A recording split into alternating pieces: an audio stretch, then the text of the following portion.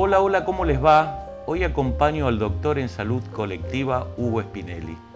El doctor Spinelli es director del Instituto de Salud Colectiva de la Universidad Nacional de Lanús. En 2012, en oportunidad de grabar un programa que recomiendo volver a ver en nuestros canales de comunicación, lo comprometimos al doctor con esta segunda visita. Entre aquel programa y este, el doctor nos concedió otra entrevista que podremos leer en el próximo número de la revista ISEL. Por todo esto, nuestro agradecimiento es triple, Hugo. No, gracias a ustedes por invitarme nuevamente. Las agencias internacionales de salud reconocen en la educación para la salud y en la participación a componentes importantes en los programas de mejoramiento de la salud. La participación organizada de los grupos es un signo de salud social y la participación social posibilita la salud individual.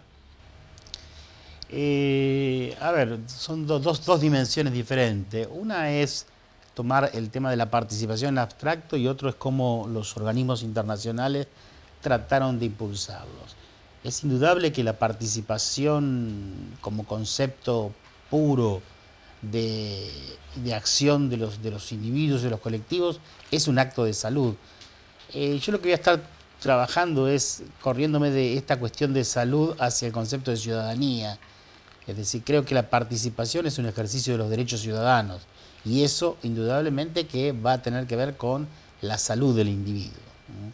Que es diferente a esta impronta que le dieron los organismos internacionales en distintos momentos, que era la participación comunitaria en salud, que muchas veces lo que ocultaba esto era una cuestión de conseguir mano de obra barata para hacer algunas acciones comunitarias o formas de quedarse donde están a bajo costo. Es decir, son cuestiones muy diferentes. Las formas de implementación que hubo a lo largo de América Latina, no solo en América Latina, de estos conceptos. Como todos los conceptos en general son polisémicos y permiten de distintas interpretaciones y distintos usos. Hubo un abuso del concepto de participación popular en salud y se transformó en una especie de comodín que a veces es muy difícil saber qué es lo que está diciendo cuando alguien lo está diciendo. Que es muy diferente para nosotros el concepto de ciudadanía, que implicaría el ejercicio de los derechos.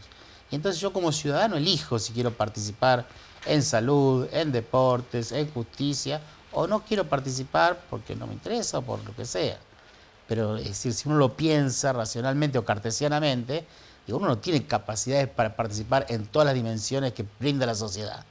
Uno elige y en otras cosas pretende que se le brinde un servicio por el cual uno está pagando impuestos o trabajando en otras cuestiones. Es muy complejo el concepto de participación y hubo una cierta simplificación y o manipulación del concepto de participación por muchos organismos internacionales.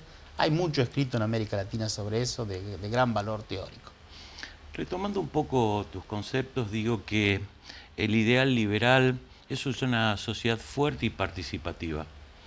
orgánicamente consolidada, que se autoafirma produciendo condiciones colectivas para generar y mantener un nivel de vida satisfactorio.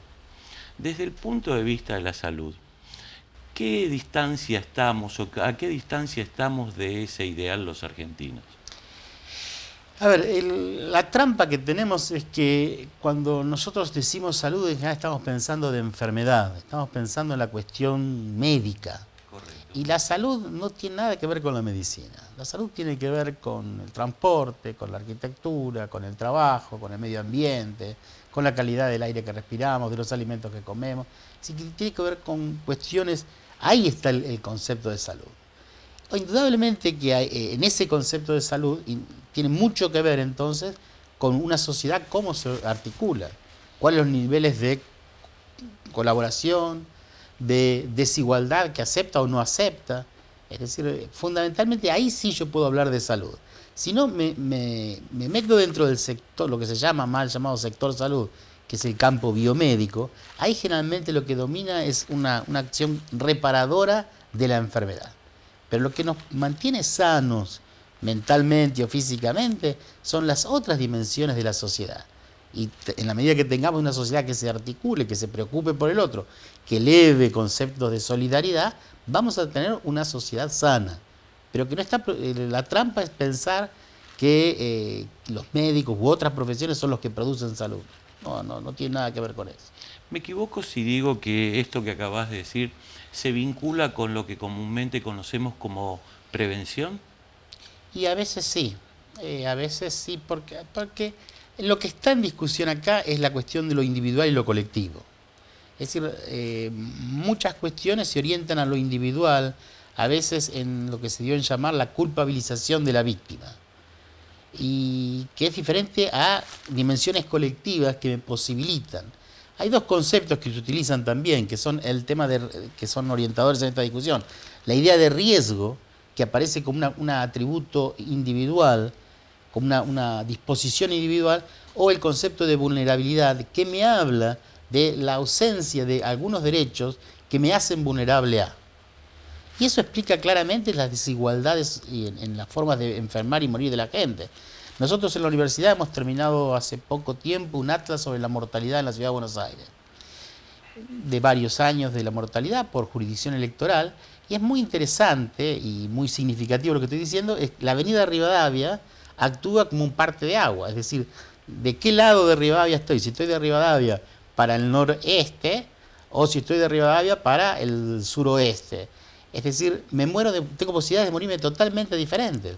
Entonces, eso habla de que no es una cuestión azarosa, sino que hay derechos de transporte, de vivienda, calidad de vivienda, acceso a estudios, cuestiones que hacen al ejercicio de la ciudadanía. Mientras tengamos sectores que no puedan hacer ejercicio de la ciudadanía, mantendremos una sociedad desigual y trae esas consecuencias. Y las consecuencias de una sociedad desigual no solamente las sufren quienes son desiguales, sino las sufrimos todos como sociedad. Porque a veces cuando la violencia nos afecta a todos, no afecta solamente a los desiguales. Entonces me parece que ahí es una concepción de entender la cuestión de derechos y ciudadanía, que me parece que es la discusión que a veces el tema de la salud obtura que la sociedad discuta. Y la medicina en ese sentido aparece como responsable de esas cuestiones cuando no tiene ninguna eficacia la medicina en esos temas. No sé si recordás, pero en el anterior encuentro que mantuvimos por este mismo medio, vos me indicabas que en el tema de la salud los argentinos tenemos muchas asignaturas pendientes. Siguiendo con la metáfora, ¿nos estamos preparando para aprobarlas?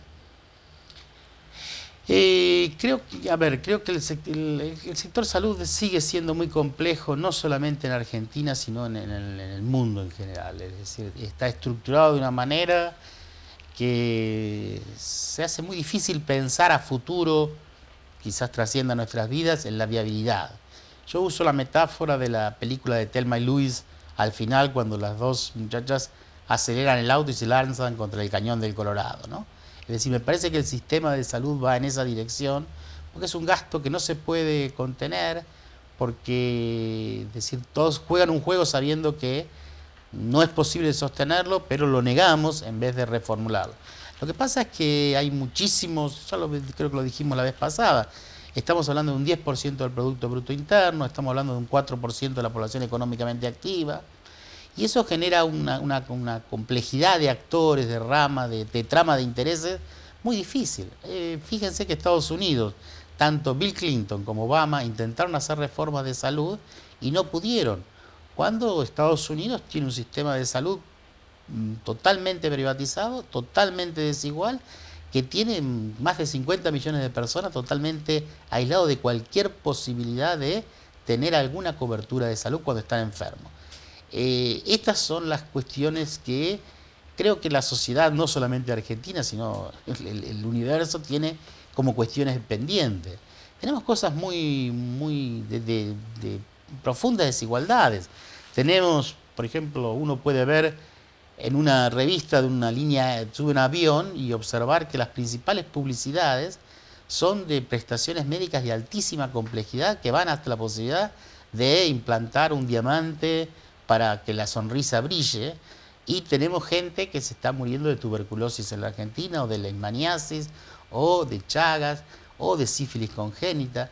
Estas desigualdades no son muy racionales, y me parece que la sociedad en su conjunto, y esto excede a un gobierno, tiene que discutirlas y pensar qué vamos a construir con estas cuestiones. Porque este gasto del 10% cada vez es mayor, es decir, si volvemos para atrás, vamos a ver que en un plazo de unos 15 años hemos duplicado el gasto en salud como gasto general, ¿no? Gasto en salud como público, de bolsillo y de seguridad social. Escuchándote y digo, utilizando un lenguaje muy chabacano, estamos al horno, Hugo. No es nada alentador lo tuyo. No, es que sí, tenemos indicadores muy malos en algunas cuestiones. Es decir, por ejemplo, nosotros terminamos ahora una investigación de mortalidad en jóvenes de 10 a 29 años en todo el país, desde 1990 a 2010. Son 21 años de análisis de mortalidad con datos oficiales de las estadísticas oficiales del Ministerio de Salud, y encontramos que entre el 90 y el 2010 los jóvenes entre 10 y 29 años, el 50% murió de una causa violenta. Accidentes, homicidios y suicidios. Más del 50, 55. El resto por la suma de todas las otras causas. Y si yo solamente tomo los varones, ese porcentaje está entre el 60 y el 70%. Esto quiere decir que entre los 10 y los 29 años, de 1990 a 2010, el 60, el 70% de los varones entre ese grupo de edad se murieron por una causa violenta, sea un accidente, un homicidio y un suicidio. Es decir, no es que uno haga alarmismo, es decir, los datos están señalando esto. Es decir, ahí hay unas cuestiones que tienen que ver con educación vial, tiene que ver con discutir el acceso a las armas, tiene que ver con los jóvenes y el empleo, tiene que ver con las adicciones, con el alcoholismo en los jóvenes, cuestiones que la medicina puede hacer poco y nada. Estamos hablando de 21 años de la Argentina y en grupo de edades de nuestros jóvenes. La pregunta es, ¿por qué estamos haciendo, qué estamos pensando para estos jóvenes? Como escenario de lo que le pasa a los jóvenes en estos periodos. Hablemos de los modelos. Te propongo una clasificación muy básica, viejos y nuevos. ¿Es válida? Y si lo es, ¿cuáles serían los nuevos modelos en gestión pública? Bueno, gestión pública, tendríamos que pensar de qué campo estamos hablando. Indudablemente que la gestión en el campo industrial, en el campo comercial, fue revolucionada con respecto a la cuestión tecnológica en las últimas décadas. Es decir, cambiaron los procesos de trabajo, cambiaron los procesos de control, se simplificaron los procesos de trabajo. Ahora, esa revolución que se da en el campo industrial, que es capital intensivo, que es decir, en la cual el industrial o el que está en ese ramo invierte en herramientas, en tecnología dura, porque simplifica el proceso de trabajo, en el campo social es totalmente contrario. En el campo social es un campo más que es mano de obra intensiva. Tanto en educación como en salud, lo que es necesario es incorporar más gente para hacer los procesos de trabajo. Debíamos pensar en tener más de una maestra por grado, para, sobre todo en escuelas que tengan mayor carencias sociales. Tendríamos que pensar en equipos de salud instalados en los barrios y menos grandes hospitales. Lo que pasa es que eso implica una gran cantidad de gente. Y para eso los modelos de gestión que tenemos no son muy apropiados.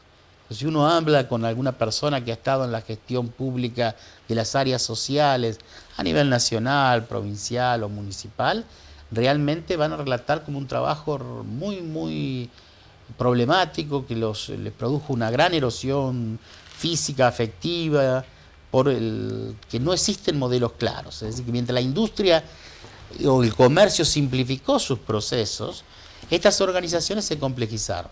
Pensemos lo que era un banco hace 40, 50 años y lo que es un banco hoy. En cambio, un hospital hace 40, 50 años era una estructura de 5 o 6 personas. Hoy tenemos el Hospital Posadas, que es uno de los principales hospitales nacionales, tiene 3.000 trabajadores. 3.000 trabajadores que tienen las características de hacer procesos vinculares, y entonces ahí entra en una cuestión en la cual englobar todo el campo en la gestión pública sería simplificar la complejidad de las áreas sociales. Para mí hoy, dirigir un hospital es de las tareas más complejas que hay a nivel de gestión, sobre todo un hospital de esas características.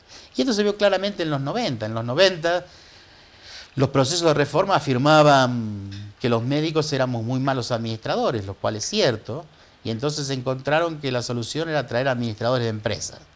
Trajeron administradores de empresas y fracasaron totalmente. No cambió absolutamente nada en ningún hospital, no solo de Argentina, sino en América Latina. ¿Por qué? Porque la naturaleza del proceso de trabajo y la naturaleza de la organización es una cosa totalmente diferente a cómo funciona el comercio, a cómo funciona la industria, que son estructuras más piramidales, donde el que conduce tiene claro el proceso de trabajo, pueden medir la productividad, y eso. El hospital es una cosa totalmente anárquica para una mirada de ese tipo. Pensemos en los segmentos sociales que tienen capacidad para influir en las políticas sanitarias.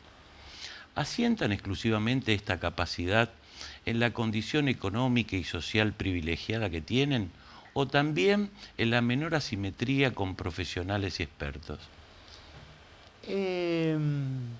A ver, hay una mirada muy medicalizada de las políticas sanitarias. Y la salud en general se ve como una cuestión individual. Nos cuesta mucho pensar la salud como un hecho más público. En general la gente tiende a hablar más en público de las cuestiones educativas, por ejemplo, pero ser más preservada con las cuestiones de la salud. Eso lleva a una asociación de la salud con lo individual mucho más fuerte. Y esto se ve claramente en varios países. Todo el fenómeno, por ejemplo, Brasil, con todo el fenómeno de ascenso social a través de algunos mecanismos de distribución, provocó un ascenso de gente que estaba en sectores más marginados, y esa gente, cuando tuvo capacidad de compra de servicios, fue y compró un seguro privado en vez de utilizar los servicios públicos. Nosotros acá en la Argentina tenemos, a partir de los 90, con los procesos de reforma, habilitaron el traspaso de fondos de la seguridad social a empresas prepagas. Nosotros del 2005 al 2010 se pasaron 3 millones de personas que eran aportantes de obras sociales a empresas de medicina prepaga, que no son cualquier aportante, porque son los aportantes que tienen mayor concentración de salario, que eran los que al interior de esa obra social producían un efecto solidario. Es decir, como ganaban más, aportaban más, tenían un efecto compensatorio de aquel que ganaba menos y aportaba menos, para quien administraba esa obra social poder brindar servicios. Al migrar este porcentaje de gente que producía los mayores aportes, desfinancia esas obras sociales, con lo cual pierde el mecanismo de solidaridad. Todas estas cuestiones lo que manifiestan son el comportamiento más individual y esta dominación falsa de que la salud es un hecho individual y no que la salud es un hecho colectivo. Ahora, esto no se cambia por ley, no es una definición de que tal partido político sume y lo dice y la gente entiende. No, hay una práctica social construida que habrá que discutirla y desarmándola de a poco. Hace instantes te referías a esta nueva administración o este intento nuevo de administración que se trató de dar en los hospitales, acercando o instalando administradores de empresa. En el transcurso de este año nos visitó la doctora Elsa Wolfar, que nos hablaba de los avatares laborales de los profesionales y de los trabajadores en general, y en particular de los trabajadores de la salud. Al respecto, ella vertía algunos conceptos, en particular te quiero leer uno, para que después me digas cómo inciden las condiciones laborales de los médicos en la salud de la población. En general, los médicos no cuidan bien su salud porque también toman, sin advertirlo, distancias de sí mismos y se convierten en seres omnipotentes, que vencen a la muerte gallardamente y no cuidan la erosión de su propia salud. Tampoco advierten que no son suficientemente cuidados en los hospitales que no tienen tope para sus exigencias, dado el número de personas que consultan. A ver, el proceso de trabajo en las instituciones de salud es muy singular también, es muy singular y uno puede trabajar a distintas dimensiones. En términos de económicos, por ejemplo, en términos de lógica de mercado, tiene una singularidad, que el que compra no sabe lo que compra. Es decir, cuando uno se siente frente a un médico, puede escuchar una cuestión y es un acto de fe. No es como comprar tomates en la cual uno sabe que le da manzana, que eso no es una manzana, sino, entonces ahí hay una cuestión clara. Después el propio proceso de trabajo es muy relacional, es decir, trabaja con la persona que tiene dolores o que tiene fantasías de muerte. Entonces es un proceso en el cual el trabajador o se implica mucho o empieza a tomar distancia. Ninguna de las dos cuestiones es gratuita. En una organización que también trabaja 365 días del año, 24 horas por día, con procesos de trabajo, los médicos, por ejemplo, tienen totalmente naturalizado hacer guardias de 24 horas. No existe nadie que haga ese tipo de trabajo, y no solamente que esté trabajando 24 horas corridas, sino que durante esas 24 horas, en la hora 23, puede estar operando a alguien politraumatizado. Entonces, estas cuestiones que se naturalizaron a lo largo del tiempo, que fueron demostrando que tenían consecuencias sobre la salud de los trabajadores de la salud, de distintos tipos, desde licencias psiquiátricas hasta enfermedades crónicas, hasta depresiones o suicidios o algunos otros problemas como pueden ser las adicciones en algunas especializaciones. Por ejemplo, a nivel internacional, el tema de los anestesistas y las adicciones a drogas es una cuestión fundamentada científicamente y que indudablemente está relacionada con la relación que tienen con la disponibilidad de drogas cuando están haciendo los procesos de anestesia. Tiene es que ver, duro esto, ¿eh? Es que es duro, pero es real. Digo, lo que no podemos ocultar, no es decir, uno puede buscar bibliografía y encontrar la relación entre estudios de la salud de los trabajadores de la salud y la relación entre los anestesistas y las adicciones. Es el grupo de especialistas con mayor problema de adicciones que hay. Es decir, no vamos digo, me parece que es sano discutir los problemas. Ahora sí, pues lo estuviéramos inventando, teníamos que decir, no, esto es mentira, bueno, busquémoslo. Pero nosotros estamos terminando una investigación sobre la salud de los trabajadores de la salud en hospitales del conurbano y empiezan a aparecer cosas que sabíamos. Es decir, es un trabajo que implica muy fuertemente al trabajador. Es decir, el trabajador si quiere puede poner los afectos. No es extraño ver a un trabajador de salud en un proceso de atención que se implique emocionalmente y llore junto a una familia. También puede implicarlo religiosamente. No es raro ver que un trabajador esté orando según su fe religiosa o creencia al lado de una familia. O también que en función de ideales políticos esté generando alguna cuestión. Es un trabajo que permite poner dimensiones religiosas, emocionales o políticas. No hay muchos trabajos en la sociedad que permitan esas cuestiones. ¿Sabés que el 24 de agosto el diario Página 12 publicó, con motivo de una reunión de ministros de Desarrollo Social de todo el continente, una columna de opinión del intelectual Emir Sader? De esta columna quisiera rescatar algunas de las expresiones que voy a leerte para que después me indiques Si en el campo de la salud social, ¿cuáles son los caminos a recorrer o que podríamos construir para alcanzar políticas progresivas de salud? Y además, ¿cuáles son hoy los obstáculos que impiden esa construcción? La leo y me respondés. El pensamiento crítico latinoamericano tiene delante de sí un inmenso laboratorio de transformaciones sociales, regresivas y progresivas, en corto espacio de tiempo. Tienen la obligación de descifrar las lógicas de una vía y de otra para entender sus mecanismos, descifrar sus obstáculos y proponer caminos que permitan dar continuidad a esos procesos. El continente americano es el continente más desigual. Tenemos profundas diferencias al interior de nuestros países. Y esto me parece que es el desafío que habla Emil Sader, es decir, y el laboratorio, porque no hay fórmulas. Parte de los problemas que tenemos es habernos condenados a copiar modelos externos y no pensar en desarrollar nuestros propios proyectos. Jauretche en el manual de las onceras argentinas decía, ¿cómo va a ser diputado ese si es vecino mío? ¿No? Y graficaba esa cuestión.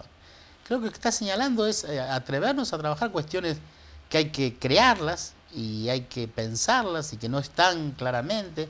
Y esto aparece si uno escucha a los presidentes en América Latina que están con proyectos de algún tipo de transformación, que es muy fácil el diagnóstico externo, pero cuando uno se pone ahí a tener que hacer la cuestión, es de una complejidad mayor que tiene que ver con esto de la necesidad de procesos creativos.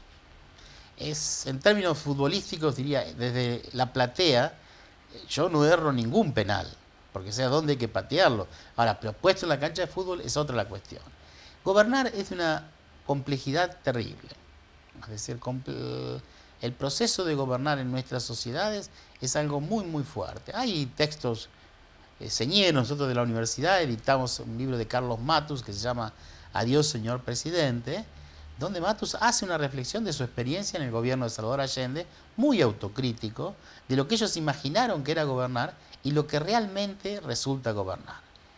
Entonces me parece que lo que está señalando en estas frases Sader es esta cuestión del desafío que le queda a América Latina, que le queda a sus gobernantes, y básicamente, para volver con lo que hablamos al inicio, creo que es la construcción de ciudadanía, construcción de gente que tenga posibilidades de ejercer sus derechos, en el cual hoy hay mucha gente que no puede ejercer sus derechos. Hay una limitación fuerte. Entonces, mientras mantengamos sectores de nuestras comunidades marginadas o aisladas, sin posibilidades de generar, de ejercicio de su derecho o acceso a lo que eran las políticas del estado de bienestar, vamos a seguir teniendo estos problemas. Lo que yo señalaba de las muertes violentas en los jóvenes tiene que ver con eso. Es decir, lo contrario a la violencia no es la no violencia, no existe la no violencia. Lo que existe es el ejercicio de derechos. Y si tuviéramos ejercicio de derechos, muchos de estos jóvenes no morirían. No solamente pensando en el tema de homicidios, sino también el tema de los accidentes. Los accidentes de tránsito tienen que ver con un desprecio por la vida del otro, por una falta de incorporación de pautas básicas de patrones de educación vial que otras sociedades, por ejemplo los nórdicos, los han incorporado. Y eso es cuestión de derecho y un derecho solidario en el cual tengo compromiso con el otro. No es un derecho individual, egoísta, en el cual solamente me interesa el yo, sino es un derecho solidario, una ciudadanía social, va a decir un cientista político francés. Para cerrar, Hugo, ¿es posible y deseable llegar a un sistema de salud único como en Cuba? Yo no representa Cuba el modelo para mí, tampoco hay que idealizarlo. A Cuba le llevó 6 años en la revolución a hacer ese modelo único. Creo que creó un modelo muy médico, tiene que ver con la construcción que hicieron. No hay modelos perfectos a nivel internacional que uno diga, bueno, hay modelos más justos, más solidarios, que gastan mucho menos. En general uno puede tomar a Cuba, Canadá, Costa Rica, como modelos así de países que tienen, es decir, una tradición. En general, estos modelos se construyen durante mucho tiempo. Chile tuvo un modelo y fue uno de los países latinoamericanos que fueron iniciadores de este tipo de cuestión, con un sistema sanitario muy bueno, organizado ya por la mitad del siglo pasado. Me parece que tienen que ver con esas cuestiones. Pero tampoco se puede copiar. No podemos copiar ni de afuera de América Latina, ni al interior de América Latina, porque son culturas muy diferentes. Pero insisto, me parece que tenemos que, muchos de los problemas los seguimos viendo como la solución que están en el campo de la salud, del mal llamado campo de la salud, sino en el campo de la enfermedad, nos estamos equivocando. Está en el campo de los derechos. El campo de los derechos eliminaría muchos de los problemas que afectan al campo de la salud. Te mentí, una última, ahora sí. Te reconozco un profundo conocedor de los sistemas de salud, especialmente en América Latina. Hace poco hubo un informe de la CEPAL del sistema de salud de Guatemala. Sé que estuviste ahí. ¿Qué tenés para contarnos? Bueno, ¿Y qué opinión te merece el sistema de salud en ese país? Bueno, lo de Guatemala es terrible. Guatemala es terrible en el sentido de que ahí tenemos una situación de abandono total del Estado de su población. Es una medicina totalmente privatizada, en el sentido de que no existe ninguna posibilidad, privatizada en el sentido de que se paga por acto médico. Con lo cual una persona que tiene un problema de salud, que puede ser parte de las posibilidades o de las desgracias, y realmente es grave, tiene que pagar por esas prestaciones. Me contaba un compañero en Guatemala de un médico, que su mujer también es médica, tienen un embarazo, parto, el parto se complica, el chico va en neonatología, mucho tiempo, en un momento, es decir, no alcanza más el dinero, tiene que pedir préstamos. Ese proceso natural, que es un parto, termina siendo una situación de empobrecimiento. Eso está descrito en Estados Unidos, es decir, que la forma en Estados Unidos de ingresar más frecuente a la pobreza era por la cuestión de no posibilidad de pago o de pago de los actos médicos. Es decir, Guatemala tiene ausencia total del Estado, no existe la cosa pública, en un país que tiene profundas desigualdades. Entonces uno ve situaciones muy terribles. Yo de los viajes que he hecho por América Latina, el de Guatemala me impresionó muy mal, porque además hay una situación de violencia muy fuerte y una situación de narcocriminalidad también mayor. Siempre es un gusto charlar contigo. Bueno, gracias a ustedes a pesar de que los temas eran un poco densos. No, al contrario, una vez más, gracias a vos. Gracias. A vos también, gracias por acompañarme. Te espero la próxima semana. Larga y buena vida para todos.